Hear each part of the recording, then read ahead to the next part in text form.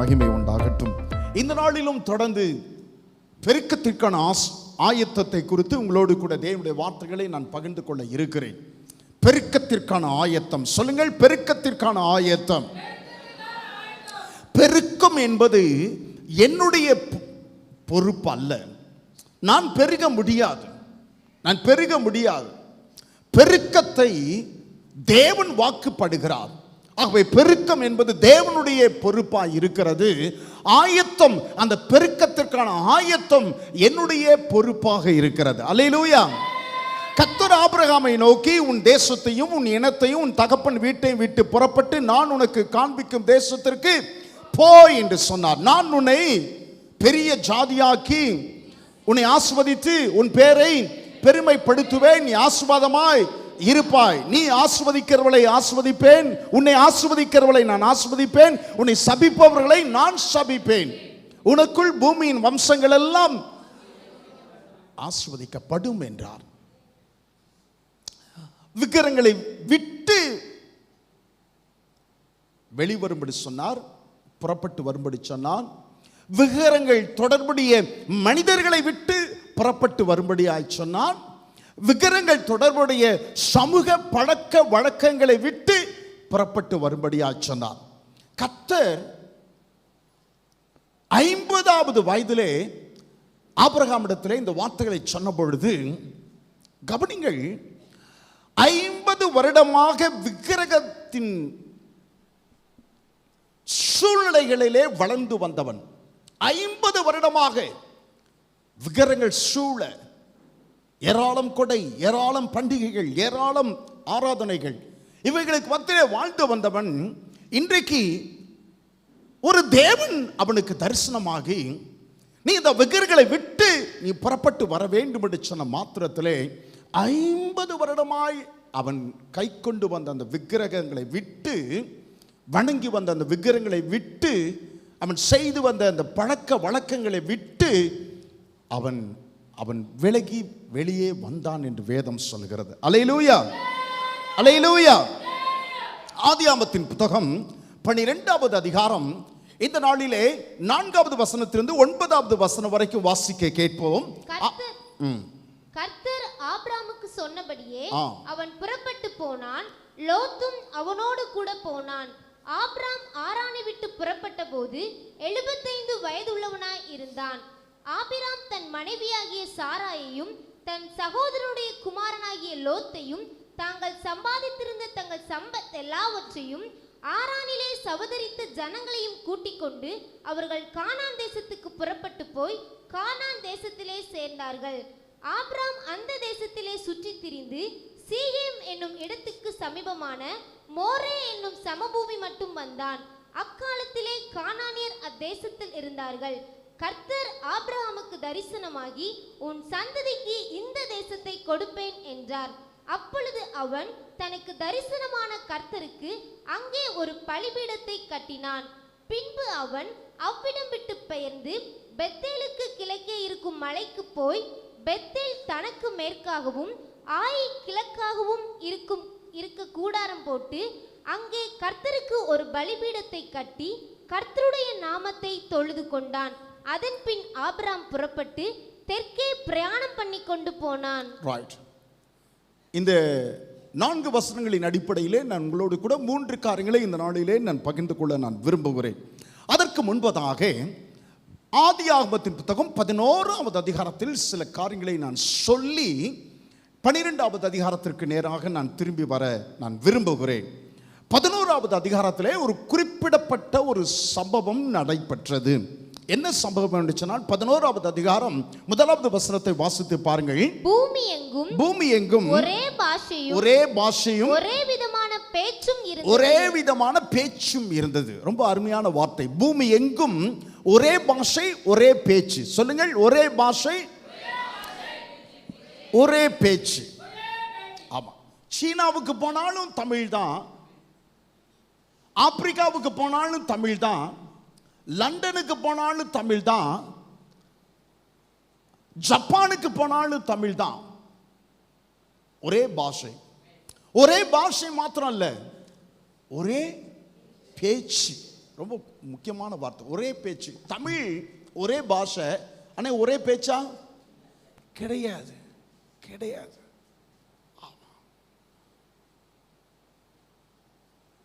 நான் இங்கே திருநெல்வேலிக்கு வந்த நாட்களிலே சாட்சி சொன்னேன். என்ன தெரியுமா சாட்சி சொன்னேன்? ஏதோ ஒரு காரியம் பேசி கொண்டு இருக்கும்போது இது மாதிரி இட்லி சுட்டாங்கன்னு எல்லாம் சிரிச்சிட்டாங்க. இட்லி சுட்டாங்க. இட்லியோட என்ன சிரிக்கிறாங்கன்னு கேட்டால், நாங்களாம் இட்லி அவிப்போம், இட்லி சுட மாட்டோம் நாங்கள். ஆடாடாடாடா ஆடாடா, சரி சரி மாற்றிக்கோன்னு சொல்லிட்டு இட்லி அவிப்போன்னு சொல்லிட்டு ஒரு தடவை திருச்சியில் ஒரு காரியமாக இட்லி அவிச்சாங்கன்னு பாருங்க, எல்லாம் சிரிச்சிட்டாங்க. ஏன்னா அங்கே இட்லி அவிக்க மாட்டாங்க, அங்கே என்ன செய்வாங்க? இட்லி சுடுவாங்க, இட்லி சுடுவாங்க. ஆமாம், ஏலே அப்படின்ற வார்த்தை இங்கே தான் வந்து கேட்டேன். ஆமாம், ஏலே உட்காரலே, எழுந்திரிலே, போலே, வாலே, என்னடா அது எல்லாத்துக்கும் இலை போடுறாங்கடா அப்படின்னு திருநெல்வேலி பாஷை. சென்னையில் ஒரு உறவினருடைய கல்யாணத்துக்கு போனோம். சென்ட்ரல் இதில் வந்தாங்க. ஒருத்தர் ஒரு விசுவாசி வந்தார், சபையில் விசுவாசி. இட்டுக்குன்னு போனேன், நான் போகிறேன் பாஸ்டர், உங்களை இட்டுக்குன்னு நான் போகிறேன். என்னடா இட்டுக்குன்னு? இல்லை வருவாங்க வருவாங்க வருவாங்க வருவாங்க. அவர் சொன்னது என்னன்னு எனக்கு புரியல. ஆமாம், நான் கூட்டிகிட்டு போகிறேன் பாஸ்டர்னு அவர் வந்திருக்கிறார் காரோட. இட்டுக்குன்னு போகிறேன் இட்டுக்குன்னு போகிறேன்னு, என்னடா இட்டுக்குன்னு போகிறேன் அப்படி. ஆமாம், தஞ்சாவூரில் ஒரு பாஷை, ஆமாம், கோயம்புத்தூரில் ஒரு பாஷை, மதுரையில் ஒரு பாஷை, கன்னியாகுமரியில் ஒரு பாஷை. என்னுடைய மகள் கன்னியாகுமரியில் படிச்சுன்னு அப்படியே ஆமாங்க ஆமாங்க அப்படின்ட்டு ஒரு மாதிரி ராகம் போட்டு, என்னடா அது எனக்கு வரல பாருங்க. ஆமாம், கோயம்புத்தூரில் ஈரோட்லலாம் ஒரு பாஷை பேசுவாங்க. என்ன பாஷை தெரியுமா? சொல்லி போட்டு போங்க பாஸ்டர், சொல்லி போட்டு போங்க, வாங்கி போட்டு போங்க, ஆமா, கேட்டு போட்டு போங்க, எல்லாம் போட்டு போட்டு போட்டுன்னு எல்லாமே போட்டு. ஒரே தமிழ், ஒரே தமிழ், ஒவ்வொரு ஊர்லேயும் ஒவ்வொரு விதமான பேச்சு. ஆனால் அன்றைக்கு பூமி எங்கும் ஒரே பாஷையும் ஒரே பேச்சுமாய் இருந்தது. ஆமென் சொல்லுவீங்களா? அவர்கள் எல்லாரும் ஒன்று சேர்ந்து, அவர்கள் எல்லாருமே ஒன்று சேர்ந்து அவர்கள் ஒரு தீர்மானம் செய்து பரலோகம் எட்டத்தக்கதாக ஒரு பெரிய வானளாவிய கோபுரம் ஒன்றை கட்டும்படிக்கு அவர்கள் எல்லாரும் தீர்மானம் செய்தார்கள். அந்த வானளாவிய பரலோகமே எட்டத்தக்கதான செங்கலை சுட்டு அதன் மூலமாய் ஒரு கட்டடத்தை, கோபுரத்தை கட்டி பரலோகம் எட்டத்தக்கதாக அதை கட்டி நமக்கு பேருண்டாக பண்ணுவோம் வாருங்கள் என்று சொல்லி அவர்கள் அந்த கோபுரத்தை கட்டினார்கள். பரலோகத்தின் God looked down from heaven. அவர்கள் எல்லாரும் ஒரே மனதோடு கூட திட்டமாக வானளாவ பரலோகம் எட்டத்தக்கதாக தங்களுக்கு பேருண்டாகத்தக்கதாக ஒரு கட்டடத்தை, ஒரு கோபுரத்தை அவர்கள் கட்ட இருக்கிறார்கள் என்று பரலோகத்திலிருந்து தேவன் கண்ணோக்கி பார்த்து, தேவன் நீ என்ன மேலே என்கிட்ட வர்றது, நான் உன்கிட்ட இறங்கி வரேன்டான் மேலே இருந்து வந்து அவர் அந்த பாபேல் கோபுரத்தை அவர் அப்படியே இடித்து போட்டார். பாஷைகள் அன்றைக்குத்தான் தாறுமாறானது, அன்றைக்குதான் தாறுமாறாக்கினார். ஒரே பாஷை, ஒரே பேச்சு அன்றைக்குத்தான் தாறுமாறாக மாறினது. அவன் அங்கேருந்து மேலேருந்து செங்கல்னா இவன் சிமெண்ட் அனுப்புறான், மேலே இருந்து கலவைனா இவன் செங்கல் அனுப்புறான். பாஷையெல்லாம் தாறுமாறாக்கினார். பாஷை வெவ்வேறு பாஷையாக இன்றைக்கு உலகம் எங்கும் பேசப்படுகிற பாஷைகள் எல்லாம் அன்றைக்கு பாபேலில தான் பாஷைகள் அன்றைக்கு பிரிந்தது. அது அவைகளெல்லாம் அப்படி தாறுமாறானது. கர்த்தர் ஸ்தோத்திரம்.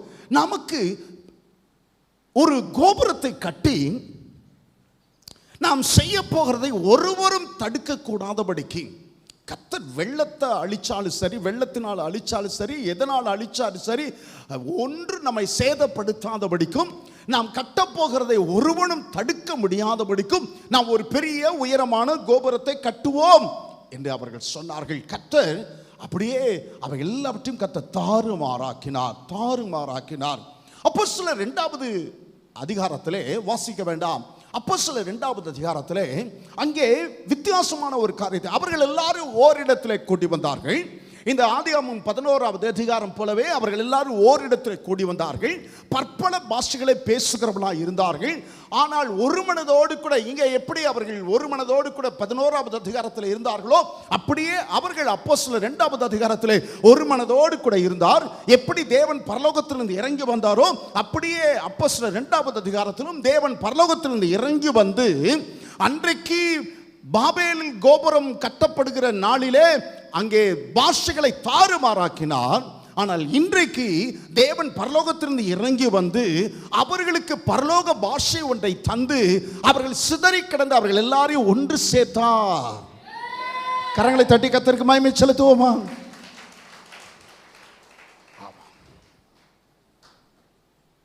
நமக்கு பேர் உண்டாக 11வது அதிகாரம் அவர்கள் என்ன சொன்னார்கள்?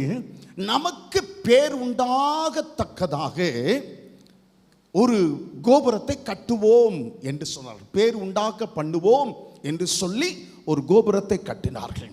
கர்த்தர் 12வது அதிகாரத்திலே ஆபிரகாமை பார்த்து சொன்னார், ஆபிரகாமே, அவர்கள் எல்லாம் பாபேலிலே நமக்கு பேருண்டாக பண்ணத்தக்கதாக அவர்கள் ஒரு காரியத்தை செய்வோம் என்று சொல்லி செய்தார்கள். நான் உனக்கு சொல்லுகிறேன், என்னை விசுவாசித்து, கர்த்தர் ஸ்தோத்திரம், நான் உன்னை ஜாதிகளின் நடுவிலிருந்து எனக்காக என்னை விசுவாசிக்கும்படியாக உன்னை நான் பிரித்தெடுக்க விரும்புகிறேன். நான் உன்னை பிரித்தெடுக்கும் போது நீ என் மேல் என்னுடைய நாமத்தின் மேல் விசுவாசம் வைக்கும் பொழுது நான் உனக்கு பேருண்டாக பண்ணுவேன் என்று சொல்லி சொன்னார். கரங்களை தட்டி கர்த்தருக்கு மகிமை செலுத்துமா? ஆமா, அவர்கள் சொன்னார்கள் நமக்கு பேருண்டாக பண்ணுவோம் வாருங்கள் என்று சொன்ன பொழுது கர்த்தர் எல்லாவற்றையும் தாறுமாறாக்கினார். ஆனால் அடுத்த அதிகாரத்திலே ஆபிரகாமிடத்தில் சொல்லுகிறார், அவர்கள் என்ன சொன்னார்களோ அதையே நான் உனக்கு சொல்லுகிறேன், உனக்கு பேருண்டாக நான் காரியங்களை செய்வேன். ஆமென் சொல்லுவீங்களா?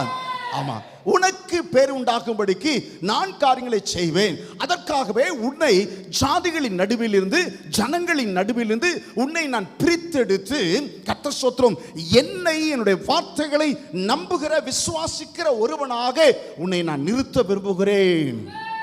ஆமென் சொல்லுவீங்களா?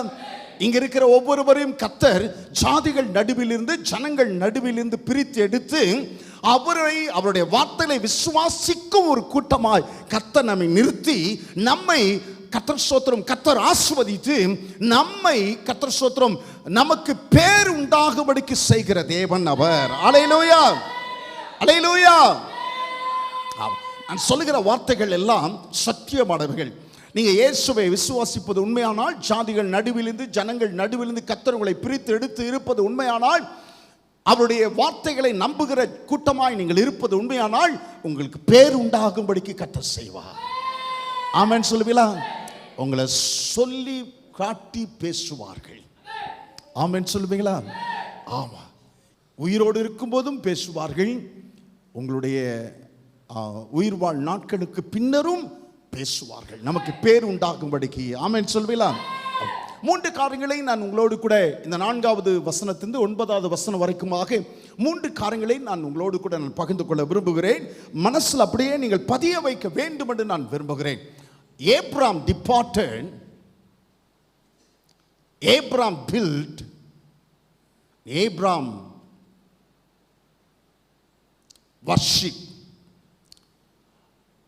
ஆபிராம் புறப்பட்டு போனான், ஆபிராம் பலிபீடம் கட்டினான், ஆபிராம் தொழுது கொண்டான். சொல்லுங்கள், ஆபிராம் புறப்பட்டு போனான்.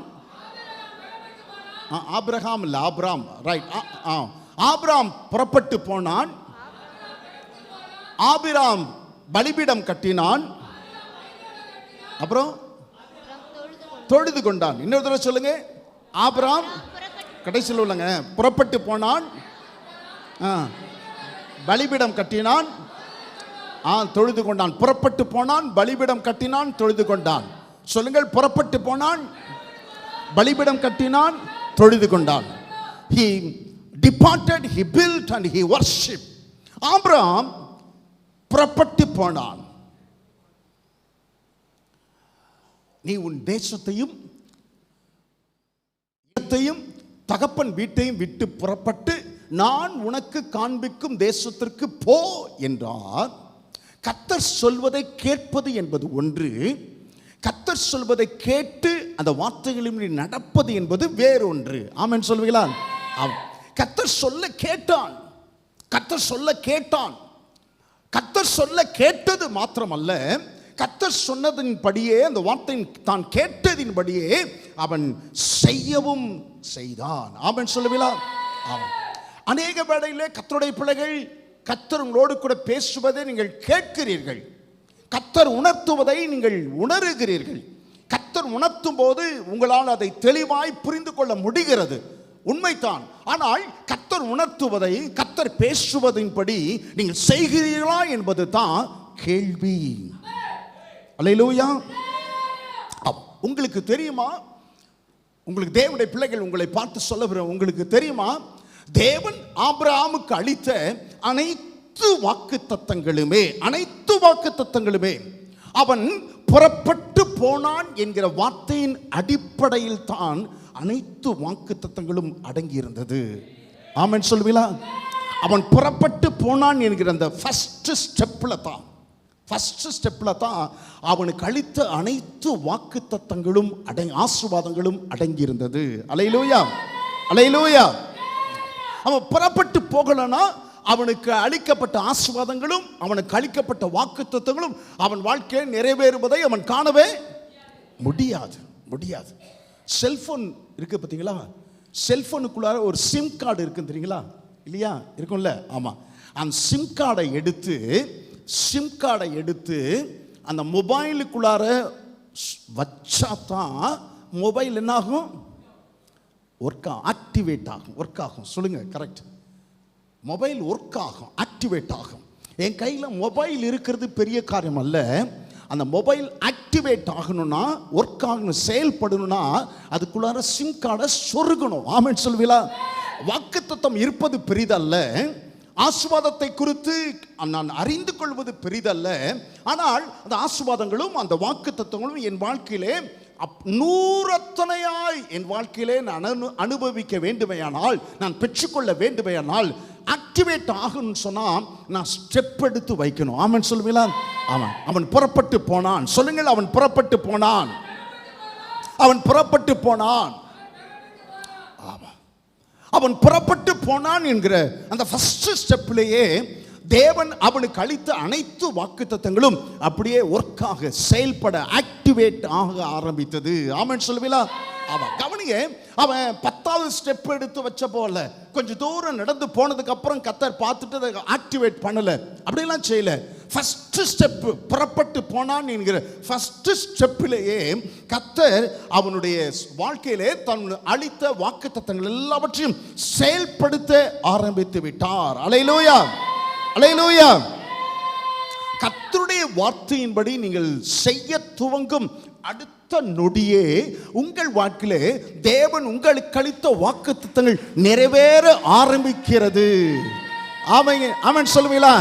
ஆமா. ஏன் கர்த்தருடைய பிள்ளைகளுடைய வாழ்க்கையிலே அநேக நாட்களாய் கர்த்தருடைய ஆசீர்வாதத்தை அவர்கள் அனுபவிப்பதற்கு காரணம் என்ன தெரியுமா? வாக்குத்தத்தங்கள் தெரியும், ஆசீர்வாதங்களை பற்றி அறிவார்கள். ஆனால் கர்த்தர் ஸ்தோத்திரம், அதன்படி செய்வதிலே காலதாமதம், புறப்பட்டு போவதிலே காலதாமதம். கர்த்தர் ஸ்தோத்திரம்.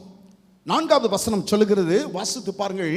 12வது அதிகாரம் 4வது வசனம். கர்த்தர் ஆபிரகாமுக்கு சொன்னபடியே அவன் புறப்பட்டு போனான், லோத்தும் அவனோட கூட போனான். ஆபிரகாம் ஆரானை விட்டு புறப்பட்ட போது 75 வயதுள்ளவனாய் இருந்தான். கவனிங்க, ஊர் என்னும் நாட்டிலே அவன் இருக்கும்போது அவனுக்கு 50 வயது. இப்பொழுது அவன் ஆரானுக்கு வந்து விட்டான். ஆரானிலே 25 வருடங்கள் அவர்கள் இருக்கிறார்கள். 25 வருடங்கள், ஏறத்தாழ 75 வருடம் செட்டிலாய் ஒரு இடத்துல செட்டிலாய் போன ஒருவனை கர்த்தர் அழைத்து எல்லாவற்றையும் விட்டு, என்ன கவனிங்கள், க்ளோஸாக கவனிங்க, வேற காரியத்திற்கு இடம் கொடுக்காதபடிக்கு கவனிப்பதற்காக நன்றி. 75 வருடமா ஒரு இடத்துல செட்டில் ஆன ஒருவனை கர்த்தர் ஸ்தோத்திரம் எல்லாவற்றையும் விட்டு புறப்பட்டு போ என்று சொன்னபோது, கவனிங்க, புறப்பட்டு போ என்று சொன்னபோது எந்த இடத்திற்கு போவது என்று தெரியாமலேயே புறப்பட்டு போனான். ஆமென் சொல்வீங்களா? உங்களை ராமராஜா கூப்பிட்டு, அசரியா கூப்பிட்டு, சுரேஷை கூப்பிட்டு, யோசுவாவை கூப்பிட்டு, எப்பா நாளை காலையில் 7 மணிக்கு புறப்பட்டு போ அப்படின்னு சொன்னால் அடுத்த கேள்வி என்ன கேட்பாங்க? எங்கே போகிறதுன்னு கேட்பாங்க. எங்கே போகிறது? அப்புறம் கேட்டான்னு நினைக்கிறீங்களா?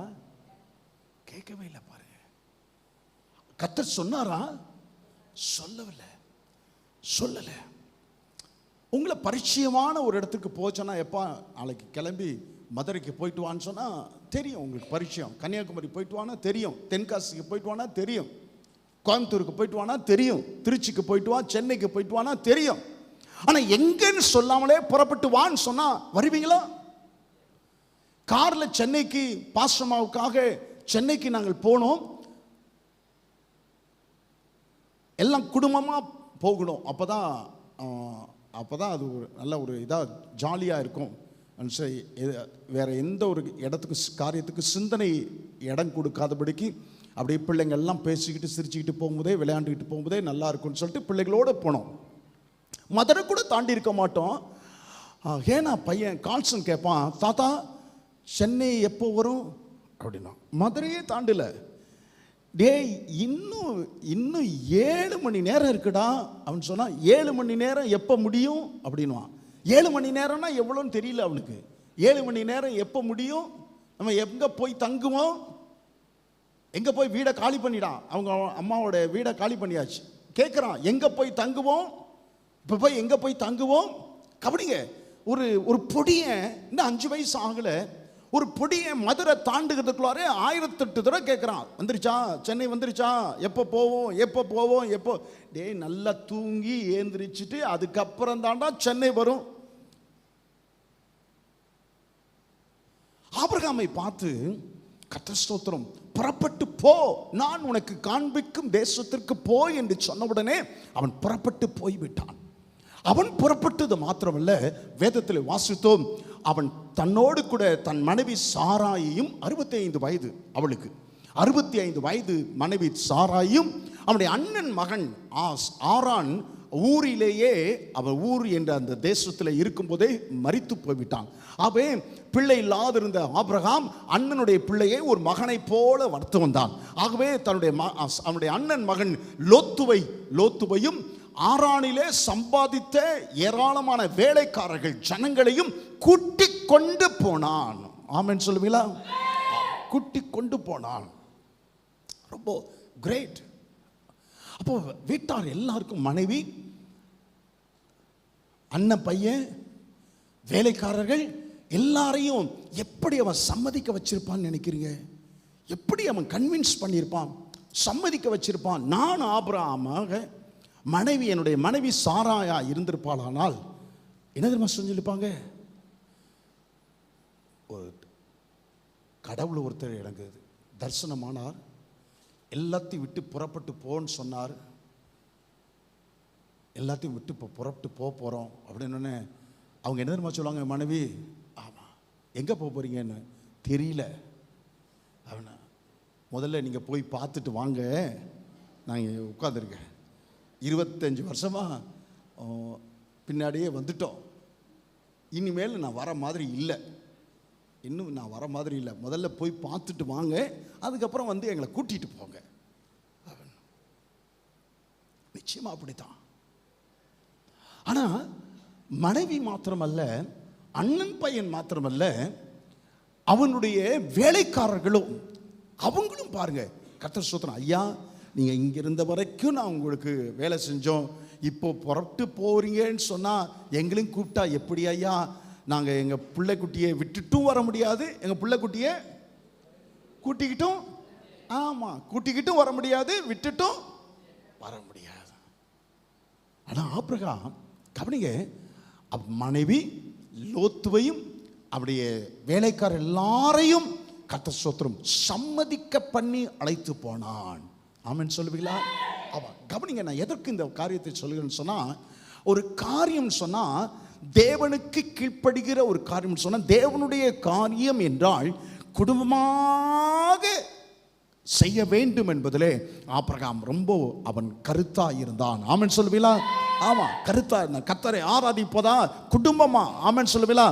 ஆமா. மனைவி மாத்திரம், பிள்ளைகள் மாத்திரம், பெற்றோர் மாத்திரம் அல்ல, கர்த்தருக்கு ஸ்தோத்திரம், கர்த்தருக்கு சாட்சியாய் வாழ்வதா குடும்பமாய், குடும்பமாய் கர்த்தருக்கு ஊழியம் செய்வதா குடும்பமாய், தேவனுக்கு மகிமையுண்டாகட்டும், எல்லாரையும் அவன் சம்மதிக்க பண்ணினான். ஆபிரகாம் புறப்பட்டு போனான். சொல்லுங்கள், ஆபிரகாம் புறப்பட்டு போனான். எப்படி புறப்பட்டு போனான் தெரியுமா? நீ விட்டு விட்டு புறப்பட்டு வா என்று சொன்னார். விட்டு, சொல்லுங்கள், விட்டு புறப்பட்டு வா. தேசத்தை விட்டு, இனத்தை விட்டு, அப்புறம் தகப்பன் வீட்டை விட்டு, நான் உனக்கு காண்பிக்கும் தேசத்திற்கு புறப்பட்டு போ என்று சொன்ன. விட்டு. இன்றைக்கு நான் உங்களை பார்த்து பரிசுத்த ஆவியானவர் உங்களோடு கூட இடைப்படும் முகாந்தரமாய் உங்களை பார்த்து நான் ஒன்றை கேட்க விரும்புகிறேன். கர்த்தர் ஸ்தோத்திரம். What is God telling to you to leave? எதை விடும்படிக்கு பரிசுத்த ஆவியானவர் உங்களிடத்திலே கேட்டுக்கொண்டிருக்கிறார், சொல்லிக் கொண்டிருக்கிறார். எதை விடும்படிக்கு ஆவியானவர் உங்களிடத்திலே கேட்டுக்கொண்டிருக்கிறார். உடனே இப்பயே நீங்க பதில் சொல்லணும்னு அவசியம் இல்லை. நீங்க இந்த வார்த்தைகளை மறுபடி சொல்லுகிறேன். ஆவியானவர் நீங்கள் எதை விட வேண்டும் என்று உங்களிடத்திலே கர்த்தர் கேட்டுக்கொண்டிருக்கிறார். நீங்கள் வீட்டுக்கு போய் அப்படியே தேவ சமூகத்தில் உட்கார்ந்து கொஞ்ச நேரம் நீங்கள் அப்படியே இந்த காரியத்தை குறித்து தேவ சமூகத்திலே நீங்கள் கொஞ்ச நேரம் நீங்கள் நினைத்து பார்க்க நான் உங்களை வேண்டுகிறேன். எதை விடும்படிக்கு அவருடைய வாக்குத்தத்தங்கள் எல்லாவற்றையும் நான் சுதந்திரித்துக் கொள்வதற்கு முன்பதாக ஒன்றை விட வேண்டும் என்று சொல்லி கர்த்தர் சொல்கிறார். கர்த்தர் ஸ்தோத்திரம். தேவன் உங்களுக்கு அளித்த வாக்குத்தத்தங்கள் எல்லாவற்றையும், தேவன் உங்களுக்கு கொடுத்த ஆசீர்வாதங்கள் எல்லாவற்றையும் நீங்கள் பெற்று அனுபவிக்கும்படியாக ஒரு விசுவாசியாக, ஒரு தேவனுடைய பிள்ளையாக உங்கள் விசுவாச வாழ்க்கையில் கர்த்தர் ஸ்தோத்திரம் எதையெல்லாம் விட வேண்டும் என்று தேவன் உங்களிடத்தில் கேட்கிறாரோ அதையெல்லாம் விடுவுகிறவர்களாய் நீங்கள் இருப்பீர்களே, ஆனால் முழுமையான ஆசீர்வாதம். ஆமென் சொல்லுவீங்களா? இதுதான் ஆயத்தம். ஆமென் சொல்லுவீங்களா? இதுதான் ஆயத்தம். பெருக்கம் என்பது தேவனுடைய பங்கு, ஆயத்தம் என்பது என்னுடைய பங்கு. நீங்கள் ஆயத்தம் செய்தால் தேவன் பெருக்கத்தை தருவதற்கு அவர் ஆயத்தமாக இருக்கிறார். ஆமென் சொல்லுவீங்களா? ஆனால் நீங்க விடுன்னு சொன்ன காரியத்தை நீங்கள் விட மனதல்லாது இருக்கிற வரைக்கும் நீங்கள் தேவன் உங்களுக்கு கொடுக்கிற அந்த முழுமையான பெருக்கத்தை நீங்கள் பெற்றுக்கொள்ளவும் அனுபவிக்கும் முடியாது. ஆமென் சொல்லுவீங்களா? கோல் முட்டுகிற காரியமா இருக்கலாம். நீயா நானா என்று சொல்லி ஈகோ பார்க்கிற விசுவாசிகள் அநேகர் ஈகோ பார்ப்பாங்க. ஈகோவுக்கு தமிழ்ல என்னன்னு தெரியல. நீயா நானான்னு சொல்லி ஈகோ பார்ப்பாங்க. அவர் என்ன நேத்து வந்தால் என்ன பார்த்து சொல்றது? ஈகோ பார்ப்பார்கள். மேட்டிமை விடும்படிக்கு சொல்லுகிறாரா? பொறாமைப்படுகிறதை விடும்படிக்கு சொல்லுகிறாரா? பாலியல் தவறுகள் அல்லது பாலியல் மீறுதல்களை விடும்படிக்கு சொல்லுகிறாரா? எதற்கெடுத்தாலும் எல்லோரோடும் சண்டை போடுகிற அந்த காரியத்தை விடும்படிக்கு சொல்லுகிறாரா? கர்த்தர் ஸ்தோத்திரம். தேவனோடு கவனிங்கள், நான் சொல்கிறதை தேவனோடு ஜெபத்தின் மூலமாக மாத்திரமே உறவு கொள்ள முடியும் என்கிற உணர்வோடு தேவனோடு கூட உறவு வைக்கணும்னு சொன்னா ஜெபத்தின் மூலமாகத்தான். ஆமென் சொல்லுவீங்களா? அல்லேலூயா. அப்ப தேவனோடு ஜெபத்தின் மூலமாக மாத்திரமே உறவு என்கிற உணர்வே இல்லாத ஜெபமற்ற நிர்விசாரமான வாழ்க்கையை விடு என்று சொல்லி கர்த்தர் சொன்னா நீங்கள் விட வேண்டும். உங்களுக்காக எல்லாருடைய கண்கள் காண, உங்கள் பேரை பெருமைப்படுத்த, உங்களை ஆஸ்வதிக்க, எல்லாருக்கும் மத்தியிலே கர்த்தர் உங்களை ஆசீர்வாதமாக நிறுத்த அவர் ஆயத்தமாக இருக்கிறார். ஆமென் சொல்லுவீங்களா? ஆமென் சொல்லுவீங்களா? ஆமா. தேவனோடு ஜெபத்தின் மூலமாகவே உறவு என்கிற அந்த உணர்வே இல்லாதபடிக்கு ஜெபமற்ற நிர்விசாரமான ஒரு வாழ்க்கை கர்த்தருடைய பிள்ளைகள் அநேக இடத்துல இருக்கிறது. கர்த்தர் ஸ்தோத்திரம். நீ கர்த்தர் உங்களோடு கூட பேச வேண்டும் என்று கர்த்தர் விரும்புகிறார், ஆவியானவர் விரும்புகிறார். மகனே, என்னோடு பேசி நீ எத்தனை நாளாச்சு தெரியுமா? என் சமூகத்துக்கு வந்து எத்தனை நாளாச்சு தெரியுமா? ஒரு 15 நிமிடங்களுக்கு மேலாக உட்கார்ந்து எத்தனை மாதங்கள் ஆயிற்று தெரியுமா? நிறைய பேற்ற கர்த்தர் இன்றைக்கு அதை சொல்ல விரும்புகிறார். அதன் மூலமாகத்தான், ஜெபத்தின் மூலமாகத்தான் உறவு. அந்த உணர்வே இல்லாமல் கர்த்தர் ஸ்தோத்திரம், நீங்கள் இந்த வருஷத்தை முடிக்க போகிறீர்கள். 2020 வருஷம் முடிய போகிறது. நிர்விசாரம்.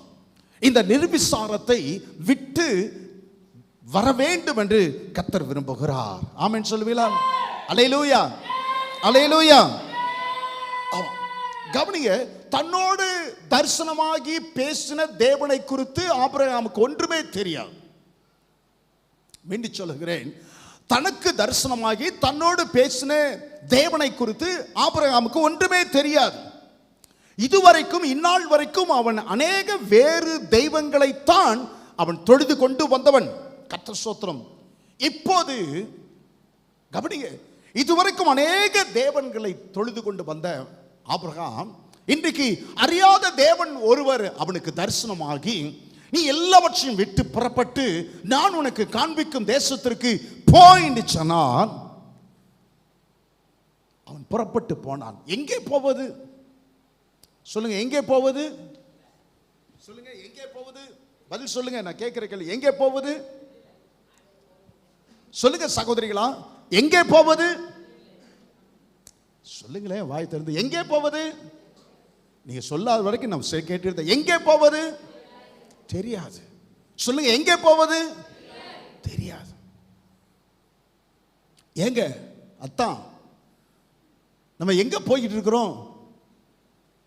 சொல்லுங்க, பதில் தெரியாது. ஐயா, நம்ம எங்க தங்குவோம்? சொல்லுங்க, தெரியாது. எங்க தங்குவோம் தெரியாது. யார் கேட்டாலும், ஆபிரகாமே எங்கேயா குடும்பமா போயிட்டு இருக்கீங்க? சொல்லுங்க, தெரியாது. ஒரே பதில், கரெக்ட். ஒரே பதில், தெரியாது. தெரியாது, தெரியாது.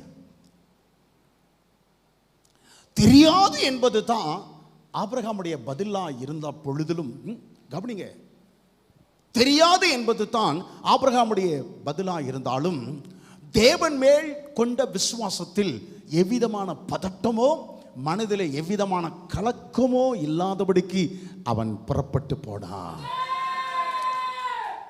சொல்லுங்க, நான் சொன்னதை சொல்லுங்க பார்ப்போம். ஆபிரகாமுடைய பதிலா இருந்த பொழுதிலும் தேவன் மேல் வைத்திருந்த விசுவாசத்தில் எவ்விதமான பதட்டமும் இல்லை, இருதயத்தில் எவ்விதமான கலக்கமும் கிடையாது. எவ்விதமான பதட்டம் கிடையாது. அவன் முகத்தில் பதட்டமே தெரியல. அவன் முகத்தில் எவ்விதமான கலக்கமும் தெரியல. ஆனா அவன் எங்கே போகிறான் அவனை பார்த்து கேட்டால் அவன் சொல்லுகிற பதில் தெரியாது என்பதை. தெரியாது என்பதை. உங்கள் வாழ்க்கையிலும் கர்த்தரை விசுவாசித்து அவருக்கு பின் செல்லும்போது, அவர் அளித்த வாக்கு தத்தங்களை பெற்று அனுபவிக்க போகிறோம் என்கிற எதிர்பார்ப்போடு கூட நீங்கள் கர்த்தரை பின்பற்றி நடக்கும்போது உங்கள் வாழ்க்கையிலும் அநேக காரியங்கள், அநேக சூழ்நிலைகள் தெரியாது என்கிற பதிலை உடையதாகவே இருக்கிறது. ஆமென் சொல்லுவீங்களா? அவன் தெரியாது என்கிற பதிலை உடையதாகவே இருக்கிறது. உங்க பிள்ளையோட அந்த திருமண பிரச்சனை முடிஞ்சிருச்சா? சொல்லுங்க, முடிஞ்சிருச்சா? தெரியாது.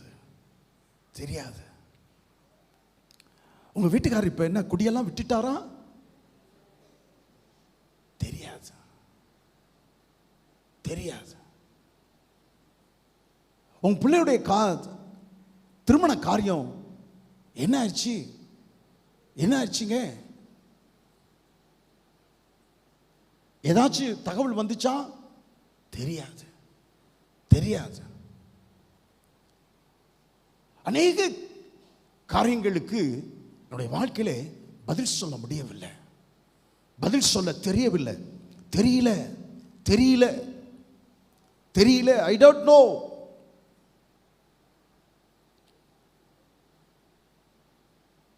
வீட்டுக்காரர் குடியெல்லாம் விட்டுட்டாரா? உங்க பையன் கொஞ்சம் குடிக்க ஆரம்பிச்சிட்டானே, ஒழுங்காயிட்டானா?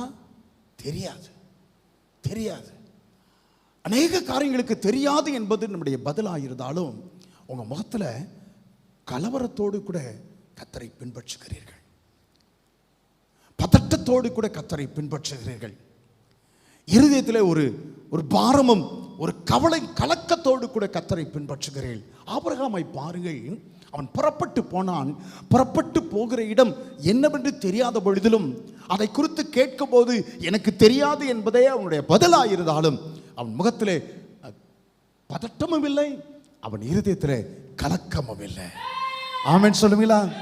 உங்கள் வாழ்க்கையிலே சில நேரங்களிலே சில காரியங்கள் நடக்கும் போது தெரியாது என்கிற பதில் உங்களுடைய பதிலாக இருக்கும் பட்சத்தில் கர்த்தரை விசுவாசித்து நடக்கிற தேவனுடைய பிள்ளைகள் எந்த சூழ்நிலையிலும் நான் பதட்டத்தையும் என் முகத்தில் என் இருதயத்தில் கலக்கத்தையும் நான் காண்பிக்கவே கூடாது. ஆமென் சொல்லுவீங்களா? அவன் பதட்டமும் கலக்கமும் இல்லாத விசுவாசன் வாழ்க்கை வாழ்கிறவன் நான். ஆமென் சொல்லுங்க, சொல்லுவீர்களா? ஆமென். ஆமென் சொல்லுங்க. பதட்டமும் கலக்கமும் இல்லாத கர்த்தர் மேல் விசுவாசம் வைத்திருக்கிறவன். ஆமென் சொல்லுவீங்களா? ஆமாம். நான் கர்த்தரை விசுவாசிக்கிறேன். கர்த்தர் என்னை நிச்சயமாக ஆஸ்வதிப்பார், நிச்சயமாகவே என்னை மேன்மைப்படுத்த போகிறார், நிச்சயமாகவே என்னை உயர்த்த போகிறார், நிச்சயமாகவே என் சந்ததியை ஆஸ்வதிக்க போகிறார். ஆனால் இடையிலே சில காரியங்களுக்கு எனக்கு பதில் தெரியவில்லை. ஆனால் கர்த்தர் மேல வைத்திருக்கிற விசுவாசத்தில் கொஞ்சம் கூட பதட்டமும் இல்லை, தள்ளாடுதல் இல்லை, தளர்ச்சி இல்லை. ஆமென் சொல்லுவீங்களா? ஆமென் சொல்லுவீங்களா? அல்லேலூயா, அல்லேலூயா. ஆமென். ஆபிரகாம் புறப்பட்டு போனான். Abraham built. Abraham depart. He departed. இரண்டாவது, Abraham built. அவன் பலிபீடம் கட்டினான். சொல்லுங்கள், பலிபீடம் கட்டினான். சொல்லுங்க, பலிபீடம் கட்டினான். அல்லேலூயா. கர்த்தர் ஆபிரகாமை பார்த்து சொன்னார். அவன் அப்படியே புறப்பட்டு போய்கிட்டே இருக்கிறான். பாருங்க, ஆபிரகாமே எங்க போவதுன்னு சொல்லி ஒரு வார்த்தை கூட என்கிட்ட கேட்காம புறப்பட்டு போறியப்பா, புறப்பட்டு போறியே. உனக்கு உன் சந்ததிக்கு இந்த தேசத்தை நான் சொந்தமாக தருவேன். ஆமென் சொல்லுவீங்களா? ஆமா. கர்த்தர் ஸ்தோத்திரம். கர்த்தர் அவன் ஒன்றும் கேட்கல, ஆனா அவன்கிட்ட ஒன்னா கர்த்தர் சொல்லிக்கிட்டு இருக்கிறார். பாருங்க, தேவனுடைய பிள்ளைகளை கவனிக்க வேண்டுகிறேன். இதை தாங்க ஆண்டவரே, அதை தாங்க ஆண்டவரே, இது செழிப்பா இருக்கு, இந்த தேசத்தை என் சந்ததிக்கு தாங்க ஆண்டவரே. அவன் கேட்கல, ஆனா அவன் புறப்பட்டு போகிறானே, அந்த புறப்பட்டு எந்த விதமான பதட்டமும் இல்லாமல் தேவன் மேல் வைத்திருக்கிற விசுவாசத்தில் எந்தவித ஆட்டமும் இல்லாதபடிக்கு, தளர்ச்சியும் தளர்வும் இல்லாதபடிக்கு அவன் புறப்பட்டு போகிறானே, அதை பார்த்து கர்த்தர் சொல்லுகிறான், ஆபிரகாமே நீ எங்கே போகிறாய், ஏன் போகிறோம், எங்கே போவது என்று ஒன்றும் கேட்காமல் புறப்பட்டு போகிறபடினாலே இந்த தேசத்தை உன் சந்ததிக்கு நான் தருவேன். ஆமென் சொல்லுவீங்களா? கர்த்தர் ஸ்தோத்திரம். ஆபிரகாம் உடனே நினைச்சுதான் கர்த்தர் தனக்கு வார்த்தை தரிசனமாகி சொன்னது நிமித்தமாய் அந்த இடத்துல கர்த்தருக்கு ஒரு பலிபீடம் அவன் ஆபிரகாம் கட்டினான். ஆமென் சொல்லுவீங்களா? அல்லேலூயா. ஆபிரகாம் பலிபீடம் கட்டினான். சொல்லுங்கள், ஆபிரகாம் பலிபீடம் கட்டினான். எங்க கட்டினான் தெரியுமா? Where did he build the altar? எங்க கட்டினான் தெரியுமா? அவன் கானானியர்களின் தேசத்திலே அவன் இருக்கிறான். கானானியர்கள் அந்த தேசத்திலே அவன் இப்பொழுது இருக்கிறான். He was in the territory of Canaanites. அவன் கானானியர்களின் தேசத்திலே அவன் இப்பொழுது இருக்கிறான். கவனிங்க, கர்த்தர் ஸ்தோத்திரம். அந்த கானானியர்கள் பல தெய்வ வணக்கங்களை உடையவர்கள். கவனிங்க, கானானியர்கள் பல தெய்வ வணக்கங்களை உடையவர்கள். மோரே என்கிற அந்த சமபூமியில தான் அந்த பல தெய்வங்களை குறித்த போதனைகள் நடத்தப்படும். எந்த கடவுளுக்கு எப்படி செய்யணும், எந்த கடவுளுக்கு என்ன இப்பயும் சொல்லுவாங்க தெரியுங்களா? இந்த கடவுளுக்கு இந்த மாலை, வடை மாலை, பூ மாலை.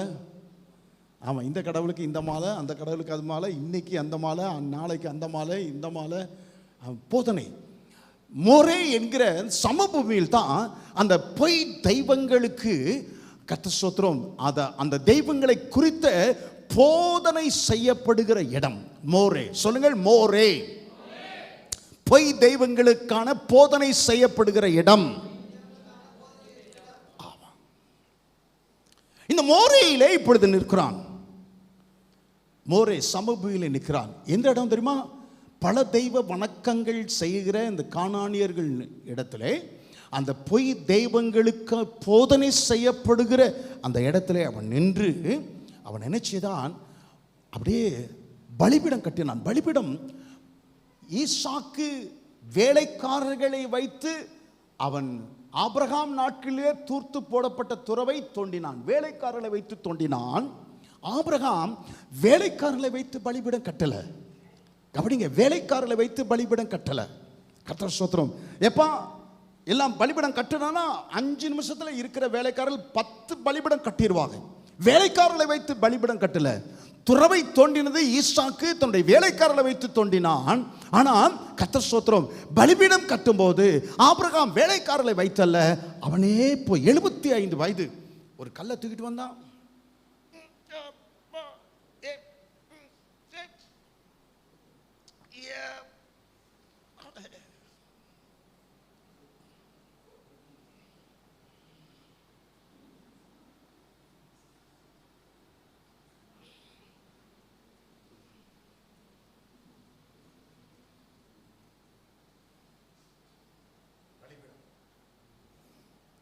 ஒவ்வொரு கல்லா எடுத்து வந்து பலிபீடம்.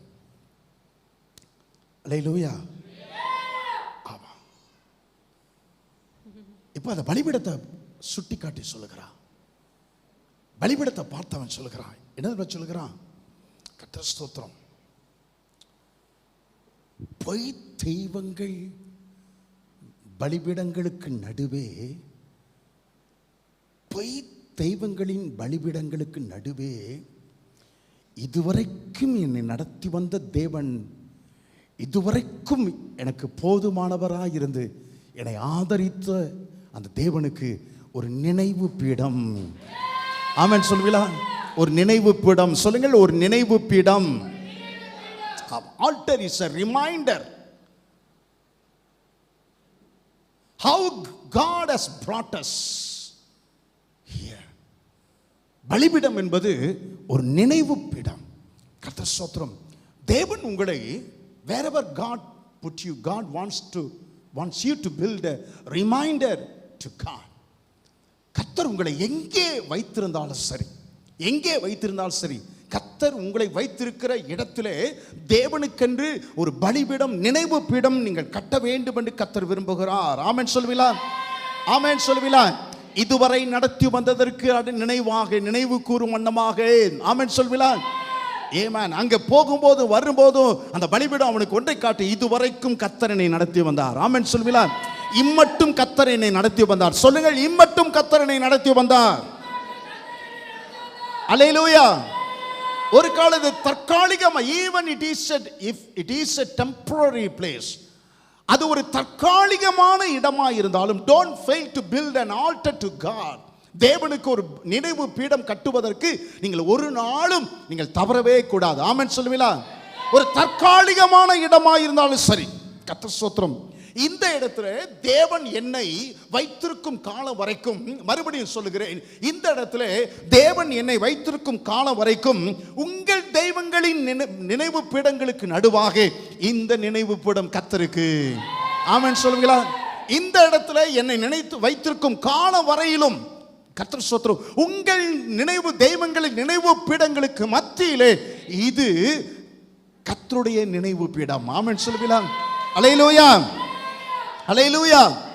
1 பேதுருவிலே வாசிக்கிறோம். 2வது அதிகாரம் 5வது வசனத்தை வாசித்து பாருங்கள். 1 பேதுரு 2வது அதிகாரம் 5வது வசனம். ஜீவனுள்ள கற்களை போல, ஜீவனுள்ள கற்களை போல, ஆவிக்கேற்ற மாளிகையாகவும், ஆவிக்கேற்ற மாளிகையாகவும், இயேசு கிறிஸ்து மூலமாய், இயேசு கிறிஸ்து மூலமாய் தேவனுக்கு பிரியமான ஆவிக்கேற்ற பலிகளை செலுத்தும்படிக்கு பரிசுத்த ஆசாரிய கூட்டமாயும் கட்டப்பட்டு வருகிறீர்கள். ஆமா, கர்த்தர் ஸ்தோத்திரம். கர்த்தர் அப்படியே ஒரு கல்லு மேல ஒரு கல்லை வைத்து நம்மை கட்டுவது, கட்டடம் பலிபீடம் கட்டுவதை போல கர்த்தர் ஸ்தோத்திரம் இந்த அம்பாசமுத்திரத்தில் தேவனுக்கு மைண்டாட்டம். இந்த அம்பை வட்டத்தில் உங்களையும் என்னையும் கர்த்தர் ஜீவனுள்ள கற்களாய் இயேசு கிறிஸ்து மூலமாய் பரிசுத்தமுள்ள தேவனுக்கு பிரியமான ஆவிக்கேற்ற பலிகளை செலுத்தும்படிக்கு நம்மை ஒரு பலிபீடமாக, ஆசாரிய கூட்டமாக நாம் கட்டப்பட்டு வருகிறோம். கரங்களை தட்டி கர்த்தருக்கு மகிமை செலுத்துவோமா? ஆமென், ஆமென். அந்த பலிபீடம் வெட்டி ஒழுங்கு செய்யப்பட்ட செதுக்கப்பட்ட கற்களால் ஆன பலிபீடம் அல்ல. they were rough stones, they were uneven stones. ஒழுங்கற்ற கற்கள், கரடு முரடான கற்கள். ஒன்று பெருசா இருக்கும், ஒன்று சின்னதா இருக்கும். ஒன்று கூம்பா நீட்டிக்கிட்டு இருக்கும், ஒன்று குத்திக்கிட்டு இருக்கும், ஒன்று மொட்டையா இருக்கும், ஒன்று மட்டமா இருக்கும், ஒன்று தட்டையா இருக்கும். பலவிதமான கற்கள். கர்த்தர் ஸ்தோத்திரம். பலவிதமான கற்களை கொண்டு அவன் ஒரு நினைவு பீடம் கட்டினான். ஆமென் சொல்லுவீங்களா? அல்லேலூயா. இங்க இருக்கிற கர்த்தருடைய பிள்ளைகள் ஒவ்வொருவரையும் பார்த்து சொல்ல விரும்புகிறேன். ஒருத்தரை கர்த்தர் ஆசீர்வதிக்கிறார்னா அவர் சொன்ன வாக்குத்தத்தங்கள் எல்லாவற்றையும் வாழ்க்கையை நிறைவேற்றுகிறார்னா அதுல ஒரு காரியமும் அடங்கி இருக்கிறது. என்ன காரியம் சொன்னா, அவன், அந்த மனிதன் கர்த்தருக்கு நினைவு பீடங்களை கட்டுகிறவனாயிருப்பான். ஆமென் சொல்லுவீங்களா? அவன் நினைவு பீடங்களை கட்டுகிறவனாயிருப்பான். கர்த்தருக்கு நினைவு பீடங்களை எந்த வயதாலும் 75 ஆபிரகாமை பற்றி சொல்லுகிறேன், 65 வயது சாராளை பற்றி நான் சொல்லிக் கொண்டு இருக்கிறேன். கர்த்தர் ஸ்தோத்திரம். நீங்க படிக்கின்ற பள்ளிக்கூடத்தில் 6 வருஷம் படிக்க போகிறீங்க. 6 வருஷம் அந்த படிப்பு முடிப்பதற்குள்ளாக அந்த இடத்துல கர்த்தர் ஸ்தோத்திரம் ஒருவரை, வருஷத்திற்கு ஒருத்தரை நீங்க ஆதாயம், கர்த்தருக்காய் ஆதாயம் செய்தாலும் 6 கற்கள் உள்ள ஒரு நினைவு பீடத்தை எழுப்ப முடியும். ஆமென் சொல்லுங்களா? ஆமா, இது கர்த்தர். நான் அம்பாசமுத்திரத்தை இருந்த நாட்களிலே கர்த்தருக்கென்று கட்டப்பட்ட நினைவு பீடம். ஆமென் சொல்லுங்களா? ஆமா, இந்த சகோதரி கர்த்தருக்கென்று 2020ஆம் வருஷம் கர்த்தருக்கென்று கட்டப்பட்ட நினைவு பீடம். அந்த சகோதரன் 2017ஆம் வருஷம் கர்த்தருக்கென்று கட்டப்பட்ட நினைவு பீடம். ஆமென் சொல்லுங்களா? கல்லூரியிலே 3 வருஷம் இருக்கின்ற காலத்திற்குள்ளாக, ஒரு தெருவிலே எத்தனை ஆண்டுகள் இருக்கிறீர்களோ அத்தனை ஆண்டுகளுக்குள்ளாக, கவனிங்க, கர்த்தர் உங்களை எங்கே வைத்தாலும் சரி, அது நிரந்தரமாய் வைத்தாலும் சரி, அது தற்காலிகமாய் உங்களை வைத்திருந்தாலும் சரி, அந்த இடத்திலே கர்த்தருக்கென்று நினைவு பீடங்களை நீங்கள் கட்ட வேண்டும் என்று கர்த்தர் எதிர்பார்க்கிறார். ஆமென் சொல்லுவீங்களா? அல்லேலூயா. தேவனுக்கு மகிமைண்டாட்டும். கர்த்தர் உங்களிடத்தில் இந்த காரியத்தை செய்ய அவர் எதிர்பார்க்கும் போது நீங்கள் ஆயத்தப்படுவீர்களே ஆனால் கர்த்தர் பெருக்கத்தை உங்களுக்கு தருவதற்கும் அவர் ஆயத்தமாயிருக்கிறார். ஆமென் சொல்லுவீங்களா? அவர் எத்தனையோ வருஷம் ஆச்சு, இன்னும் சுட்டி காட்டுவதற்கு ஒரு நினைவு பீடம் கூட உங்களிடத்தில் இல்லை என்று சொன்னால் அது ஆண்டவருக்கு துக்கத்தை கொடுக்கிற ஒரு காரியம். பாஸ்டராக இருந்தாலும் சரி, அது பாஸ்டருடைய பிள்ளைகளாக இருந்தாலும் சரி, நினைவு பீடம். ஆமென் சொல்லுவீங்களா? ஆமாம். 30 வருஷம் விசுவாசியாக இருந்தாலும் சரி, அல்லது முந்தா நாள் தான் வந்த விசுவாசியாக இருந்தாலும் சரி, கர்த்தருக்கு நினைவு பீடம், கர்த்தருக்கு நினைவு பீடம். கர்த்தர் ஆசீர்வதிக்க வேண்டுமா? கர்த்தருடைய ஆசீர்வாதங்கள் உங்களுக்கு உண்டாக வேண்டுமா? கர்த்தர் ஸ்தோத்திரம் இருக்கின்ற இடத்துல. ஆமென் சொல்லுவீங்களா?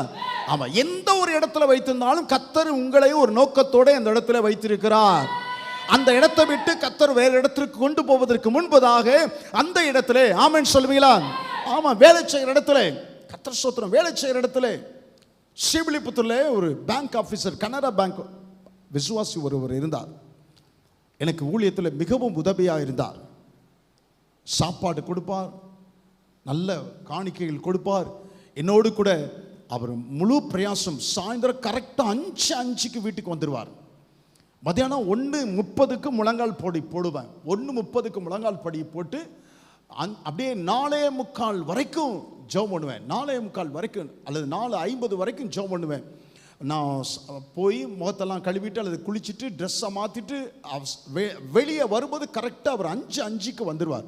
2 பேரும் ஊழியத்திற்கு போவோம்.